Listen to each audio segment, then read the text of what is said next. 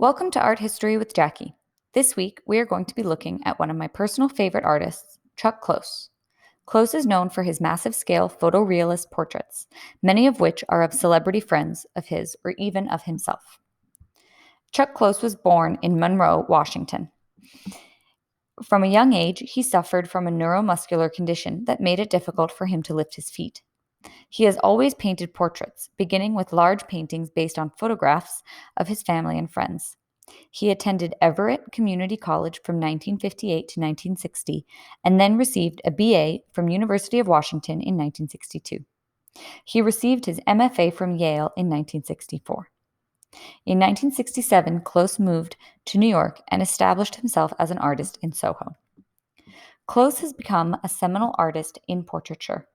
He has expanded his contribution to the style through the mastery of a variety of mediums, such as ink, graphite, pastel, watercolor, crayon, finger painting, mezzotint, etching, woodcuts, collages, and silkscreens.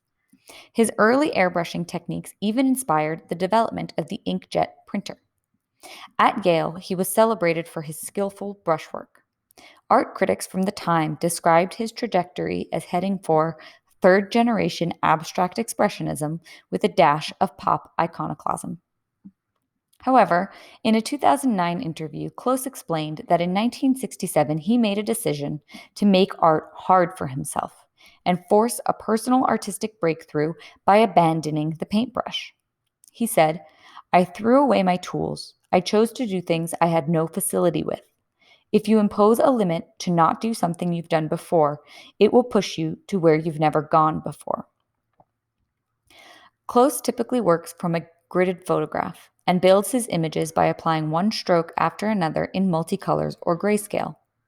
He puts a grid on the photo he is working from and copies that exact grid onto the canvas. He then copies it cell by cell. Each square is typically filled with roughly executed regions of color. He always begins his grid from the left-hand corner of the canvas and works down. His pieces tend to be larger than life and highly focused. He created paintings that were so detailed they appeared to be photographs, hence the title of photo or hyper-realism. Close suffers from prosopagnosia, also known as face blindness, in which he is unable to recognize faces. By painting portraits, he is better able to recognize and remember faces. Close has said, "I was not conscious of making a decision to paint portraits because I have difficulty recognizing faces. That occurred to me 20 years after the fact, and I realized I was still painting portraits with urgency."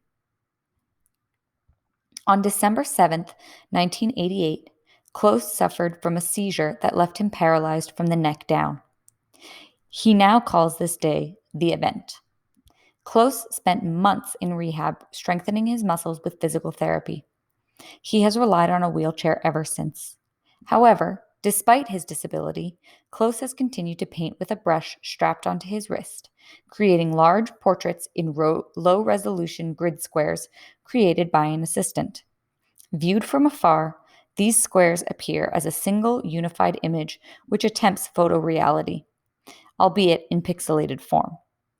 Although the paralysis restricted his ability to paint as he had before, Close had been placing artificial restrictions on himself well before his accident.